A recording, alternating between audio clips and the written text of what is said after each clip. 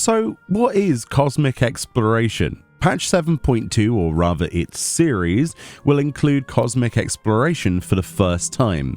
This feature is scheduled for late March, with no release date given at the moment for 7.2. It's likely going to be, the 25th of March, something like that. Back a few months ago, if we go back to the Korean Fan Fest hosted in Seoul, Yoshi P stood on stage and talked briefly about Cosmic Exploration as being the next step in lifestyle content. Actually, at the time, they used Ishgard Restoration as well as Island Sanctuary as an example of this form of content and its natural evolution, both of which are significantly different to each other in design. Ishgard Restoration was a server-wide effort to craft and gather from the diadem to increase your Sky Builder points and effectively push hard enough that your collective efforts together restored in real time a section of the firmament of Ishgard from its ruins left over from the Dragonsong War. This was especially enjoyable to watch every day, with a progress bar increasing due to the actions of hundreds of other people on your server doing, basically what you're doing, busying themselves with crafting and gathering. There was even a ranking system for this, with the top crafters and gatherers on a server eventually getting the prestigious Saint of the Firmament title, with lesser titles for the lower than the top 12, which is pretty cool, honestly. I don't know if they're going to do rankings again this time around, but it wouldn't surprise me if they did. But at the same time, they know a lot of people had a lot of sleepless nights, so we'll see what they do with this. Then there's Island Sanctuary, which was also mentioned, a purely solo endeavor where you're doing something, similar, where you push your own island's growth. This is done through gathering items on your island, crafting supplies, creating supply and delivery missions as part of NPCs, etc. All of this pushed a progress bar up, and as you leveled up your island, you could access new items to craft and new items to trade for currencies that you could exchange for cool items and glamour and mounts and things. And you could also upgrade buildings and other structures on your island, eventually changing the shape of your island as you saw fit, with design styles affecting things like paths, the style of buildings, and even allowing you to place outdoors housing items on your island, which was pretty awesome. So when you see this screenshot, again from FanFest Korea, of this moon base, you start to wonder what exactly this content could possibly be and how it fits within the same content genre, as we would call it, as the two previously mentioned feature kits. Cosmic Exploration then is effectively server-wide progress to colonize and build structures and areas on remote worlds, or stars as they call it, right? The local stars. In Live Letter 85, which was last week, Naoki Yoshida mentioned how every major patch going forward from 7.2 will feature a new world to populate, starting with our moon.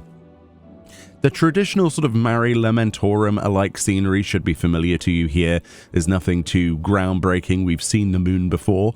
The interesting part of the live letter is how Yoshi P mentioned that this will be, and I quote here, quote, "I want this to have a strong feeling of doing it together to give you that MMO feeling. Island Sanctuary was solo content, but this is meant to be done together, but you will still be able to enjoy it solo as well. During Ishgard Restoration, it was more of a real-time thing, where only players who were there for each step could visually see the development and the differences, but this time we also want people to be able to look back, even if only they're joining the content at a later stage," end quote. So if we were to take that in part, they've basically confirmed how these places will evolve over time, again pushing that progress bar. I'm not sure how they're going to do that looking back thing. Maybe there'll be an NPC that you can talk to where you can show a phased version of it and look back at it or something. Maybe they'll do that through NPC interactions. I'm not sure. That's what it feels like to me. But the idea is that he says there that it's a multiplayer activity, but you can experience it solo. That's interesting. So if we think about this content, it is literally Island Sanctuary and Ishgard Restoration smashed together and sent into space. What I'm curious about then is that solo side of the content. It's a given that the multiplayer side can be pretty easily guessed. You see the progress in these shots from live letter part 85 of that base actually changing from an arid landscape to a more structured place with pipelines, and eventually gets created into a full base with habitation units and things like that, and buildings and stuff. As players, theoretically push that bar up, the server gets its progress, and that's how it will look to everyone else. Using gathering and crafting to push those mission goals, as they say, gaining access to improved technologies, presumably either research for and progress for, or maybe even given to you by your Laporit helpers, whom Yoshi P confirmed to be involved heavily in this colonization project. Quote, "The Laporits will support your explorations," he says, end quote. Yeah, I mean, the Laporits have the Ragnarok, for example. This screenshot then shows a completed base, or what might look like a completed base, or at least a very advanced portion of that. It's also mentioned that the areas that you're building on are traversed between, with zip lines that you have to unlock and create. So presumably it's more than just this one base. There are other sections of the moon or world that we're colonizing, which is interesting.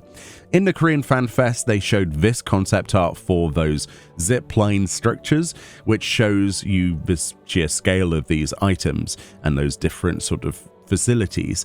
The in-game shot they showed at Live Letter 85 showed some changes to this design, but for the most part kept it the same. Many months later, here we are. Look, one side is going clearly with arrows, and one side is incoming passage, with your character clinging to this sort of digital zipline thing on what appears to be a surfboard, Silver Surfer style, going between different parts of the moon.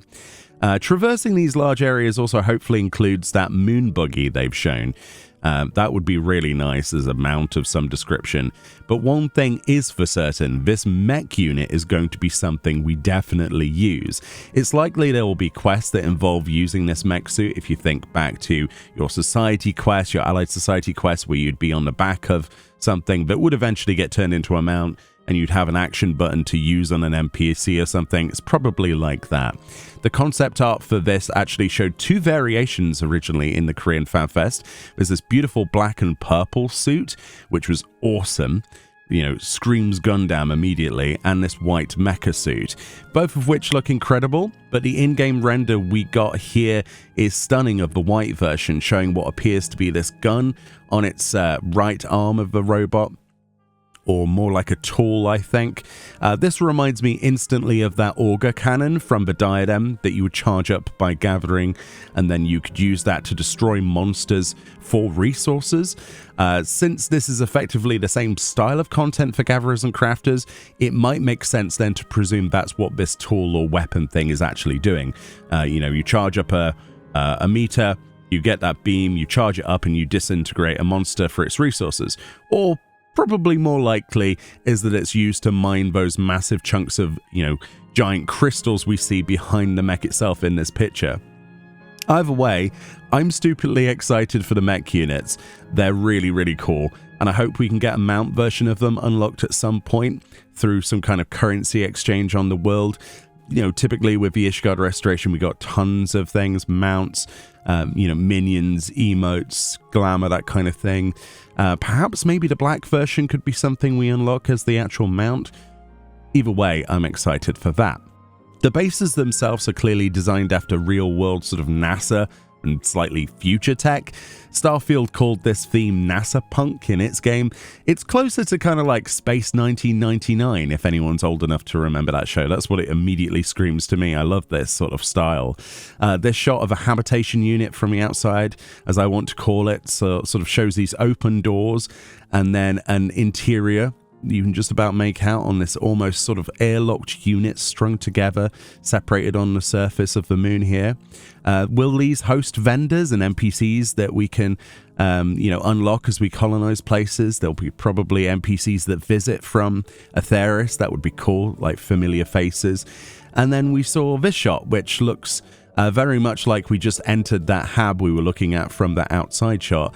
And you get an idea of what these places will look like. We have space rations on the cupboard there. We've got coffee that looks like Starbucks. There's sci-fi chairs and tables. And of course, the biggest thing to note here is the outfit the Warrior of Light is actually wearing, which is a space uniform that reminds me of either Star Trek or, any sci-fi ever. Yeah.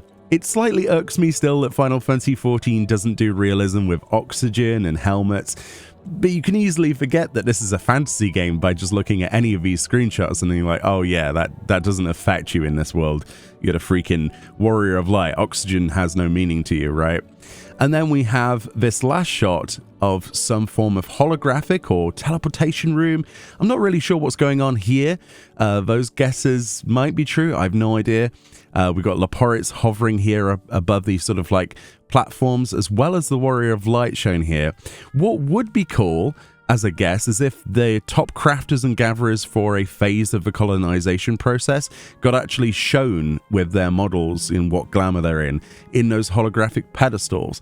Something I was kind of hoping they would have done with the statues in Ishgard Restoration to kind of commemorate the people that put in the most effort, but they never actually did. Instead, the statue on each world was whatever the top crafter was, like in terms of it was a weaver on Ragnarok, for example. It was kind of This would be cool though, to have that sort of player representation and that kind of salute to the players, like you did good. Here is your character for this phase displayed for people to look at. But I guess we'll just wait and see what this is all about, but it's weird, isn't it?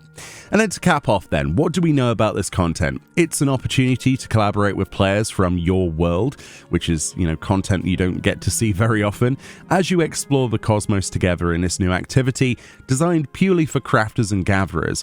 With updates happening throughout the major patches for the rest of the expansion, this could likely mean that we get, 4 worlds in total if you think about it, maybe 5 if we're lucky. One of the most striking images that I don't think many people actually saw from a Korean fan fest is this one, where this was used as an example of one of these future worlds. Lush alien worlds with strange skies, unusual rock formations, odd flora and presumably odd fauna too, right? Bright colors, this true alien experience that you think of when you think of exploring the unknown. If they manage to do what I think they're going to do with this content, it could be incredible, but we need more information, so we do need that next part of the live letter. We need part 86 of the live letter that should be coming early March, right? So we should get news soon, and hopefully some in-game stuff where they walk around and show what we can do. I'm still curious what that solo aspect of this content would be though. Using Island Sanctuary originally as an example of, this content alongside Ishgard Restoration is an interesting choice. Will we get our own moon base to ourselves as well as all the multiplayer stuff? Or will this be a mix of Diadem, Ishgard Restoration progress bars and set pieces in public areas with the same entry restrictions that someone like Ishgard Restoration currently has, where you can only enter Ishgard Restoration if you're a resident of that world? It'll be interesting to see what restrictions they have on this content and what solo content there even is. But we'll see, right? Let me know what you think about this content, and if you've got any extra takeaways that you had from a live letter that might shed more light on this content. I'm just personally excited to see something evolved from content we've seen before and applied to a new setting and theme. It has the potential, I think, to be a very familiar, comfortable pair of shoes that you slot into, that I know this content, this is good, but also very, very different at the same time.